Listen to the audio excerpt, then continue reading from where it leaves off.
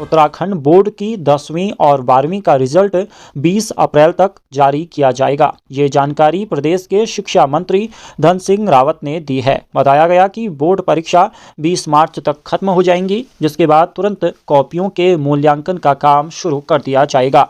सरकार का लक्ष्य तय समय पर रिजल्ट घोषित करना है। इस बार कॉपियों के मूल्यांकन के लिए प्रदेश भर में 29 केंद्र बनाए गए हैं। पारदर्शिता बनाए रखने के लिए सभी मूल्यांकन केंद्रों पर सीसीटीवी कैमरे लगाए गए हैं ताकि किसी तरह की गड़बड़ी न हो। 2027 विधानसभा चुनाव से पहले भीमताल सीट पर कांग्रेस की राजनीति तेज हो गई है। सोमवार को पार्टी से जुड़े 12 नेताओं ने प्रेस वार्ता कर टिकट के लिए अपनी दावेदारी पेश की। नेताओं ने साफ कहा कि इस बार किसी भी बाहरी या दल बदलू प्रत्याशी को स्वीकार नहीं किया जाएगा और पार्टी द्वारा स्थानीय व साफ छवि वाले कार्यकर्ता को ही मौका देना चाहिए। उन्होंने ये भी कहा कि मंच पर मौजूद किसी भी एक नेता को टिकट मिलता है तो सभी मिलजुल कर उसे चुनाव लड़वाएंगे। हल्द्वानी के बनभूलपुरा क्षेत्र में अतिक्रमण प्रभावित लोगों के पुनर्वास के लिए प्रधानमंत्री आवास योजना के फॉर्म का वितरण मंगलवार से शुरू किया जा रहा है। प्रशासन और रेलवे की टीमें घर घर जाकर फॉर्म बांटेंगी, जिसके लिए 6 टीमों का गठन किया गया है। ये प्रक्रिया 19 मार्च तक जारी रहेगी। इसके बाद 20 मार्च से अलग अलग स्थानों पर कैंप लगाए जाएंगे, जहां लोग अपने फॉर्म जमा कर सकेंगे। फॉर्म जमा करने की अंतिम तिथि 31 मार्च तय की गई है, जिसके बाद आगे की प्रक्रिया शुरू होगी।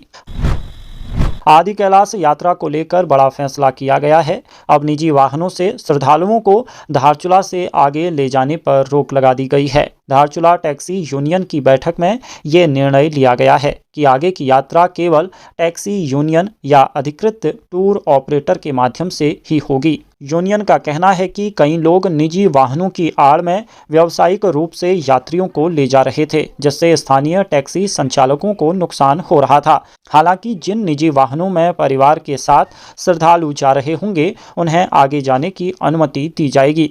इसके साथ ही यात्रा के लिए किराया भी तय कर दिया गया है। बोलेरो का किराया 20,000 और स्कॉर्पियो का 24,000 रुपये निर्धारित किया गया है। बताया जा रहा है कि आदि कैलाश यात्रा 8 मई से शुरू होने वाली है।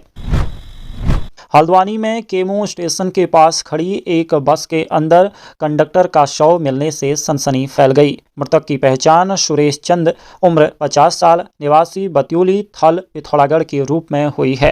पुलिस के अनुसार रविवार रात करीब 10:30 बजे सूचना मिली कि बस के अंदर एक व्यक्ति मृत अवस्था में पड़ा है। मौके पर पहुंची पुलिस ने शव को कब्जे में लेकर जांच शुरू की। बताया जा रहा है कि मृतक के मुंह से खून निकला हुआ था, जिससे मामला संदिग्ध लग रहा है। हालांकि मौके से पैसे मिलने के कारण लूट की आशंका से इनकार किया जा रहा है। उधम सिंह नगर जिले में हनी ट्रैप के जरिए लोगों को फंसाकर लूट और ब्लैकमेल करने वाले अंतर्राष्ट्रीय गिरोह का पुलिस ने पर्दाफाश किया है। नानकमत्ता पुलिस ने कार्रवाई करते हुए 2 महिलाओं समेत 6 आरोपियों को गिरफ्तार किया है। पुलिस के अनुसार आरोपियों ने 14 मार्च की रात एक व्यक्ति को महिलाओं के जरिए फोन कर मच्छी झाला इलाके में बुलाया। वहां पहुंचने पर उसे घेर कर एक मकान में ले जाकर बंधक बनाया गया। इसके बाद आरोपियों ने पीड़ित के साथ मारपीट कर उसका आपत्तिजनक वीडियो बना लिया और उसे वायरल करने की धमकी दी। साथ ही उससे 50 लाख रुपये वसूलने की योजना बनाई और नकदी, सोने की अंगूठी, दस्तावेज और कार लूट ली। पुलिस ने घेराबंदी कर कार समेत 4 आरोपियों को मौके से पकड़ा, जबकि बाद में 2 अन्य को भी गिरफ्तार कर लिया गया। आरोपियों के पास से लूटा गया सामान भी बरामद हुआ है। सभी आरोपी लूटी गई कार को लेकर नेपाल में बेचने की तैयारी में थे। अल्मोड़ा के द्वाराहाट क्षेत्र की पैरा एथलीट गरिमा जोशी ने नई दिल्ली में आयोजित खेल में शानदार प्रदर्शन करते हुए 3 पदक जीतकर उत्तराखंड का नाम रोशन किया है। जवाहरलाल नेहरू स्टेडियम में आयोजित इस अंतर्राष्ट्रीय प्रतियोगिता में भारत समेत 8 देशों के खिलाड़ियों ने हिस्सा लिया। देहरादून के सहस्त्रधारा क्रॉसिंग स्थित चूना भड्डा इलाके में खंडहर मकान से करीब 35 वर्षीय महिला की लाश मिलने से सनसनी फैल गई। बताया जा रहा है कि महिला पिछले 3 दिनों से लापता थी और परिजन उसकी तलाश कर रहे थे। महिला के पति ऑटो चालक हैं और घर में एक छोटा बच्चा भी है। प्रारंभिक जांच में सामने आया कि महिला नशे की लत से जूझ रही थी और उसके हाथों पर इंजेक्शन के निशान भी मिले हैं। आशंका जताई जा रही है कि मौत ड्रग ओवरडोज से हुई हो सकती है। हालांकि महिला के सिर पर चोट के निशान मिलने से मामला संदिग्ध लग रहा है। उत्तराखंड सरकार ने बड़ा फैसला लेते हुए कमर्शियल एलपीजी सिलेंडर वितरण पर लगी रोक हटा दी है। नई एसओपी के तहत अब मंगलवार से गैस की आपूर्ति फिर से नियमित की जाएगी। ये निर्णय खास तौर पर चारधाम यात्रा और पर्यटन सीजन को ध्यान में रखते हुए लिया गया है, ताकि होटल, ढाबे और रेस्टोरेंट को किसी तरह का नुकसान न हो। इस फैसले से खासकर चारधाम मार्ग पर चलने वाले ढाबों और होमस्टे संचालकों को बड़ी राहत मिली है। मुरादाबाद में हुए भीषण सड़क हादसे में नैनीताल बैंक के रीजनल मैनेजर दयाल रावत समेत हल्द्वानी के 4 लोगों की मौत हो गई, जबकि एक युवक गंभीर रूप से घायल है। हादसे की खबर मिलते ही हल्द्वानी और जोलीकोट क्षेत्र में शोक की लहर फैल गई। जानकारी के अनुसार सोमवार सुबह लखनऊ दिल्ली हाईवे पर मोड़ा पांडे क्षेत्र में कार आगे चल रही ईंटों से भरी ट्रैक्टर ट्रॉली में पीछे से जा घुसी। टक्कर इतनी जबरदस्त थी कि कार बुरी तरह क्षतिग्रस्त हो गई। हादसे में दयाल रावत, अनिल नेगी, सुंदर सिंह और भुवन भंडारी की मौत हो गई, जबकि यशदीप पांडे गंभीर रूप से घायल हैं और उनका इलाज चल रहा है। सभी लोग ब्ला ऐप के जरिए कार में सीट बुक कर नोएडा जा रहे थे। हादसे के बाद ट्रैक्टर चालक मौके से फरार हो गया।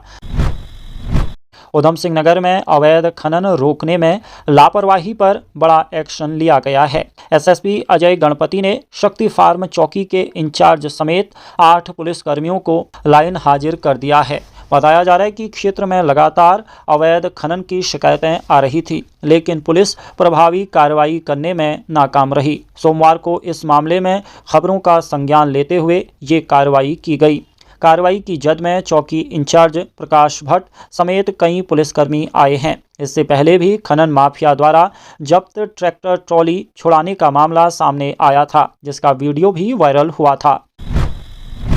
हल्द्वानी के गौलापार स्थित अंतर्राष्ट्रीय क्रिकेट स्टेडियम में सोमवार को उस समय हंगामा हो गया जब क्रिकेट लीग मैच के बाद बाउंसरों ने मुख्य गेट पर ताला लगा दिया। बताया जा रहा है कि बाउंसरों और सुरक्षा गार्डों को 3 दिन से भुगतान नहीं मिला था, जिसके विरोध में उन्होंने ये कदम उठाया। इसके दौरान कई नामी खिलाड़ी और स्टाफ की गाड़ियां करीब आधा घंटा अंदर ही रुकी रही। सुरक्षा एजेंसी के अनुसार 82 बाउंसर और 42 गार्ड का भुगतान बकाया है। वहीं आयोजकों ने 2 घंटे में भुगतान करने का आश्वासन दिया, जिसके बाद गेट खोला गया। मुख्यमंत्री पुष्कर सिंह धामी सोमवार को हरिद्वार पहुंचे, जहां उन्होंने कुंभ 2027 की तैयारियों को लेकर उच्च स्तरीय समीक्षा बैठक की। इस दौरान उन्होंने अधिकारियों को सख्त निर्देश दिए कि सभी काम तय समय सीमा के भीतर पूरे किए जाएं। खासकर बरसात से पहले होने वाले कार्य प्राथमिकता में रहें। सरकार का लक्ष्य है कि कुंभ 2027 को भव्य और दिव्य स्वरूप में आयोजित किया जाएगा। पिथौरागढ़ मार्ग पर घाट पुल के पास सोमवार सुबह एक कार अनियंत्रित होकर गहरी खाई में गिर गई।